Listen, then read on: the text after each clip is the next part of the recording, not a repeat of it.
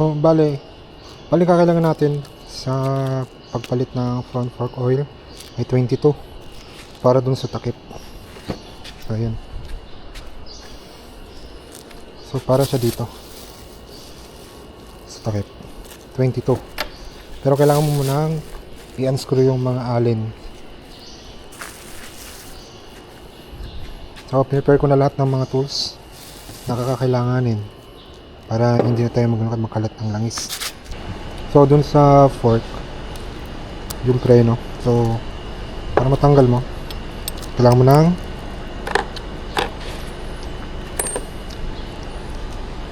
ng T50 para dito.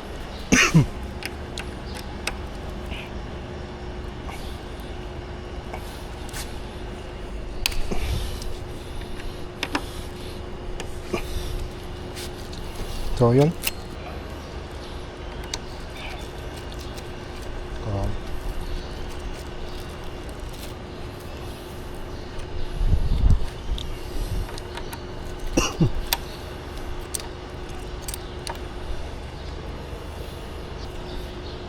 Plus 8 mm.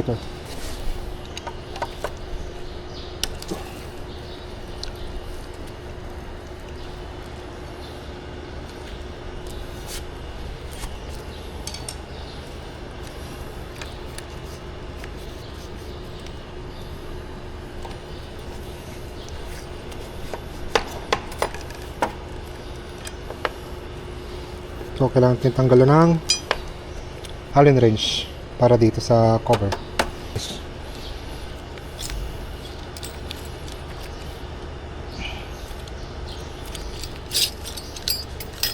So gamit ko ito.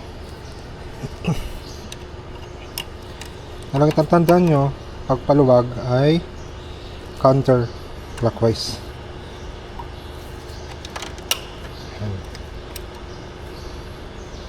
Sigurado nyo munang naipasok nyo ng maayos bago nyo iikot. Tanggalin natin to. Sa bali, tanggalan natin tong brake, front brake assembly. Then dito naman tayo sa fender nya.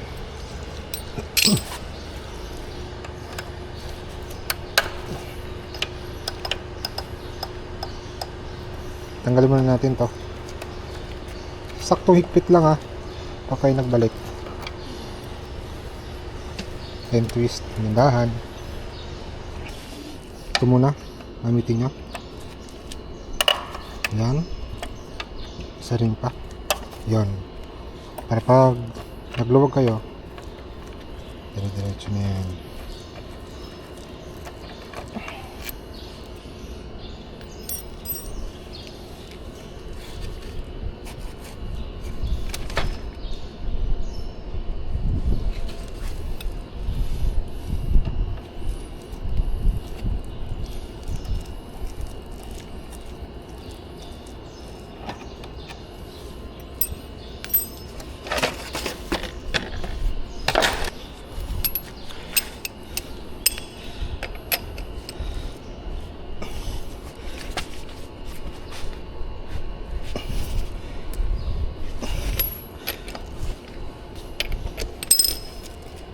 Tanggalan natin to.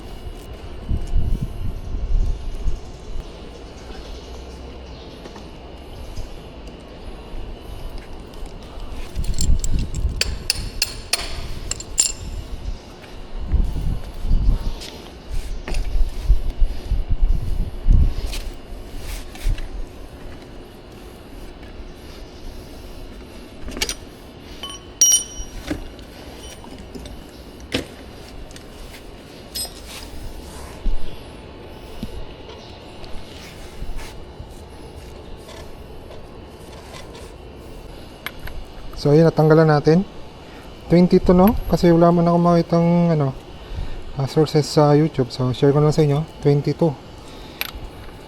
Hindi kayo mahirapan, gamit kayo ng impact wrench.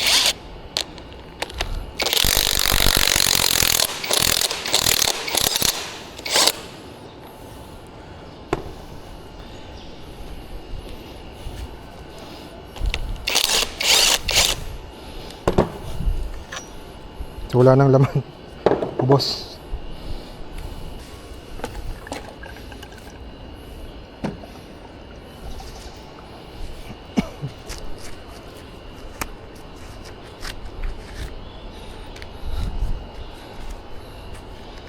Yes, sir.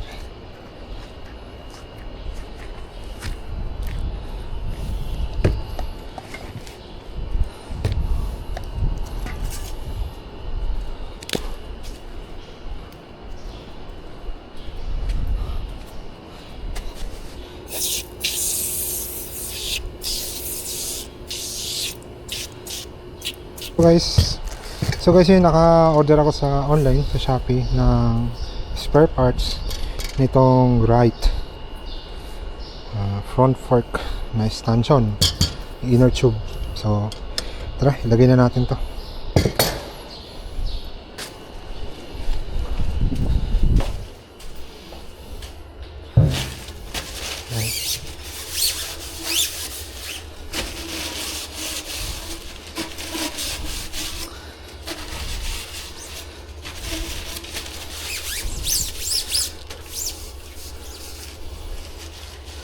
So makita nyo, ayan, malinis.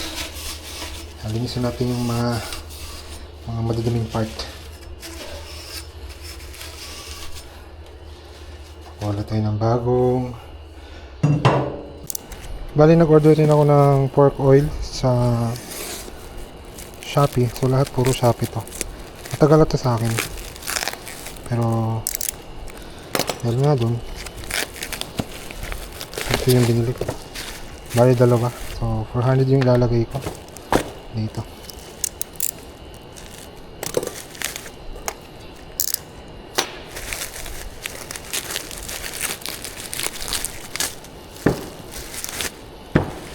Diretso sa basurahan para malinis yung trabaho. At nakiram lang tayo ng grahe.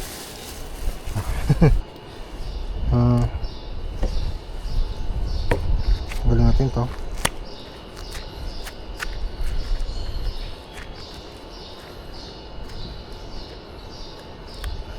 Maglalagay tayo ng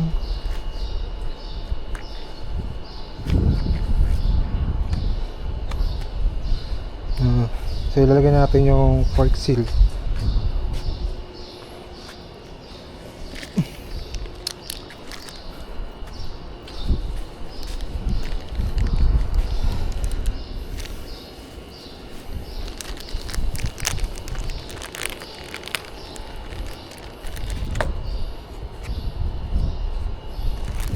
Ilalagay natin to muna.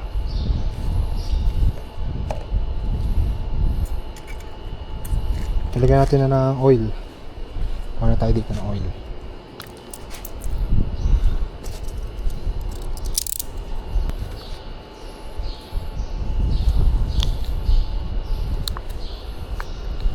So ang isang bottle nito ay 200 ml. So bali dalawang ganito lalagay natin.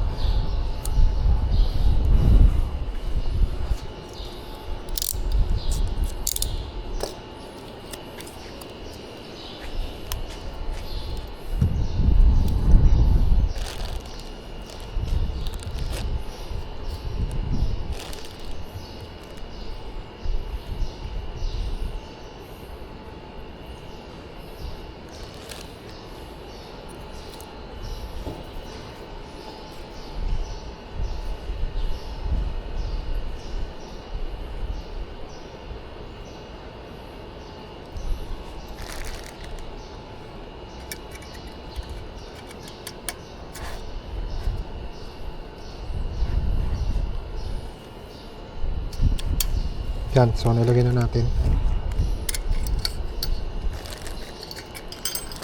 Sunod, kailangan natin lagyan ng scotch tape or kung ano yung pwede nyo para maprotektahan lang yung seal nyo na hindi masugatan.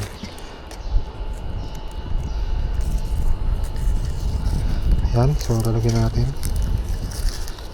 Yan, so okay na to. Basta hindi lang masugatan yung seal nyo.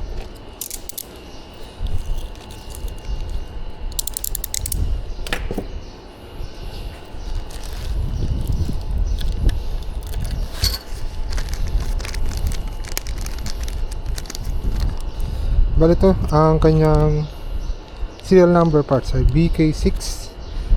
BK6-43145-00. Yan yung sa Yamaha R3 version 2. O para kung mag-order kayo sa kasa, sa online, hindi kayo mamali, hindi kayo magastusan. Lagyan natin ng oil para madulas. Yan. Lagyan natin ng oil rin yung tape.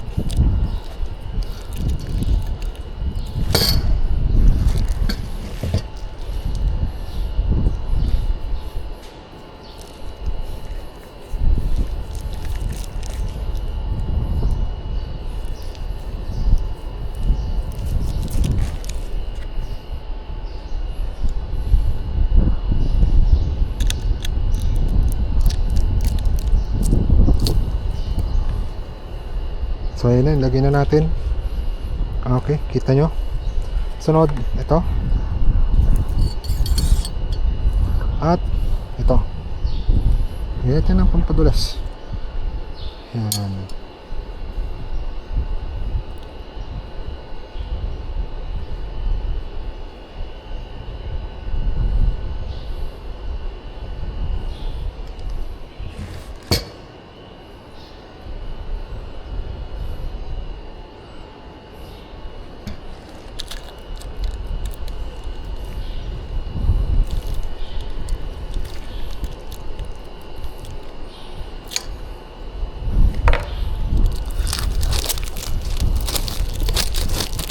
Tanggalin.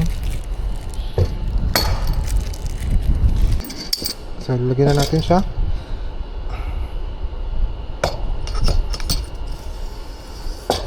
So ito ang critical dito, so ingatan nyo talaga to.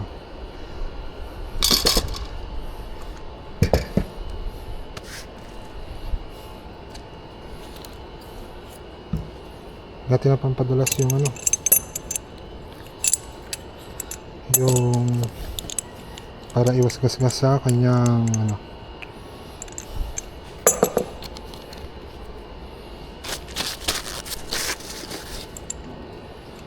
Bali, lalagay nyo lang to gulano.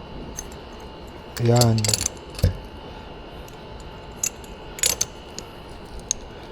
Tapos patayo lang siya, entities nyo lang. So ayun na yun, hindi na yung matanggal.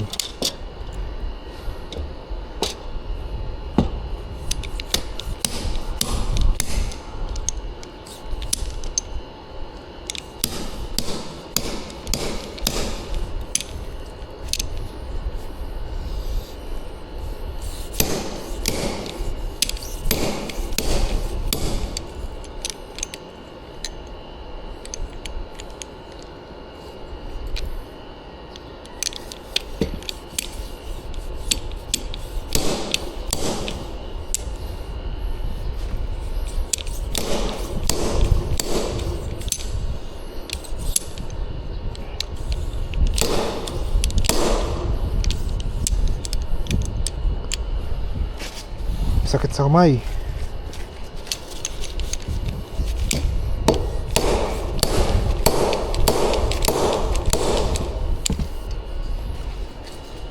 Eh, Master yan.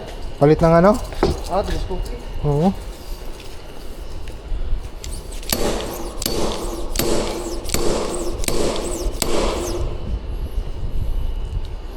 So malapit na. Medyo matigas talaga to.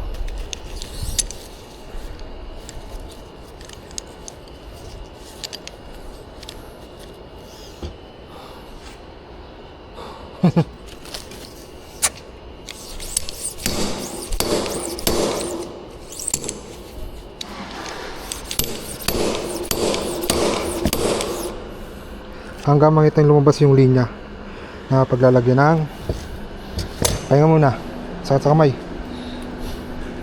Susot tayo ng gloves para hindi maramdaman yung medyo matatalim kasi kanto nito guys, sakit sa kamay, kaya gumagamit tayo ng panabla sa kamay. Ulit, ayan, angat nyo lang to. Oops. So, i-twist lang. So nasa 600 plus tong ganitong driver. Depende sa size na ginagamit mo. Especially mas malalaki, mas mahal, lalo sa mga big bike, mga pang Ducati, mga pang Harley Davidson. Yan. Hebat natin.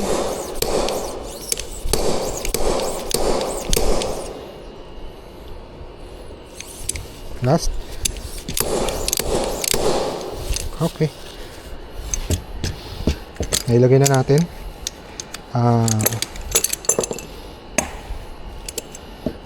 Driver. Ito pa nga lang medyo hirap na maglagay. How much more kung manuhin nyo. Hindi kung mag-improvise kayo. At itong ingatan nyo na ma-deform. Linisan nyo muna.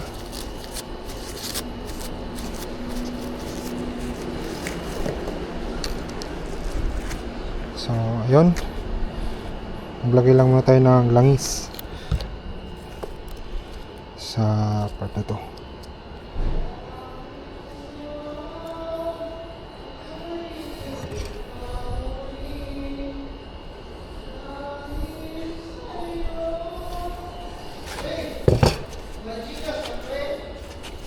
Wala rin pre.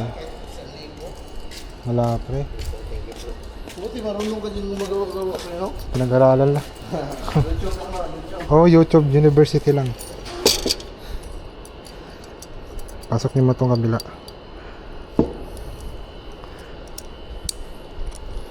Then ayan. Dinidin nyo lang. Kasi lalapat naman yan eh. Pero kung hindi, huwag niyo pilitin. Hintayin nyo munang lumapat. Yan. So, yun na. Ingasan nyo lang talagang masugatan yung oil seal. Check. So, lahat nakalapat. Yan. So, yun na. Oh my God! Kalimutan ko yung oil seal. So, tatanggal ulit tayo.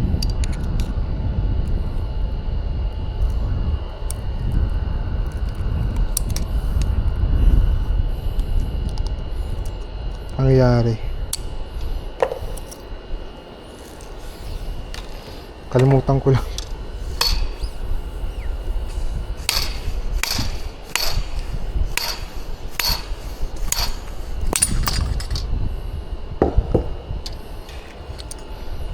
Pangyayari.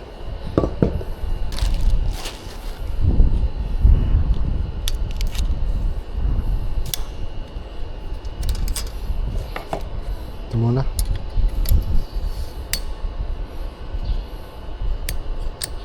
Then ito. Buka lang ng konti. Tapos push konti. Yan. So, lagyan na natin siya.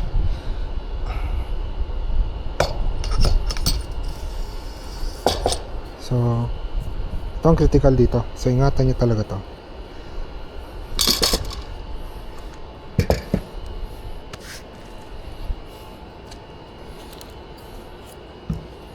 Natin na pampadulas yung ano, yung para iwas gasgas sa kanyang ano.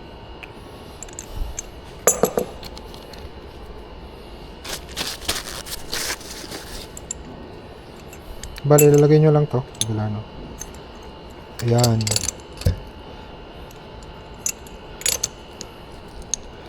Tapos tayo lang siya, i-twist nyo lang. So, yun na yun. Hindi na yung matanggal.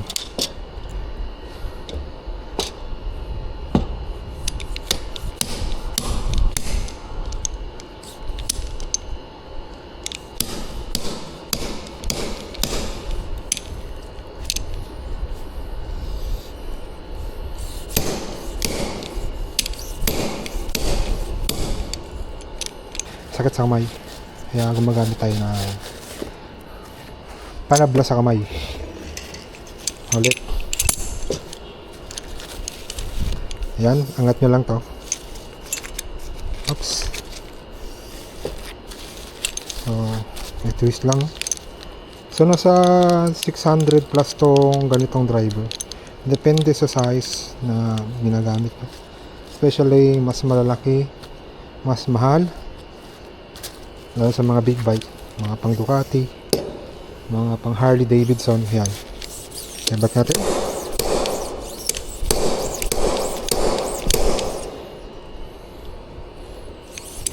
Last. Okay, nailagay na natin.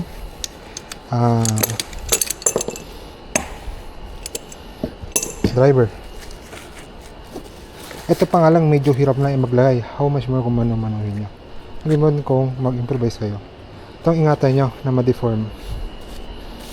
Linisan nyo muna.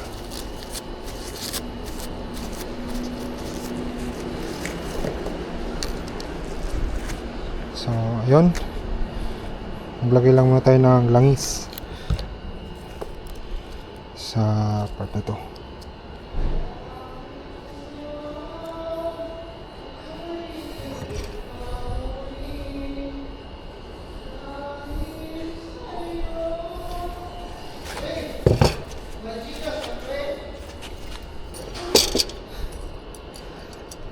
Pasok niyo mo itong kabila.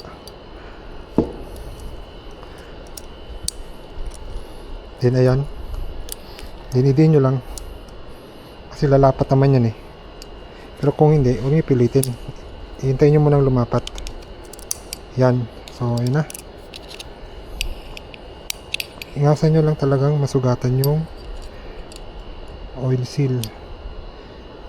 Check. So lahat nakalapat.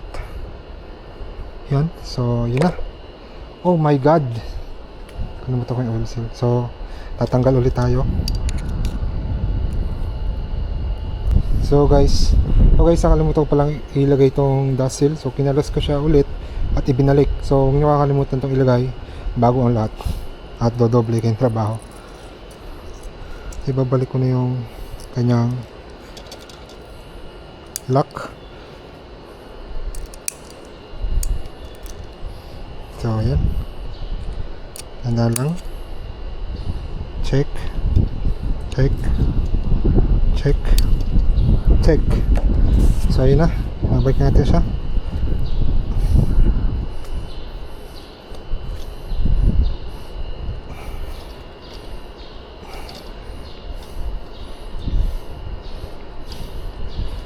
So bali, ayun na, nalagay na natin siya.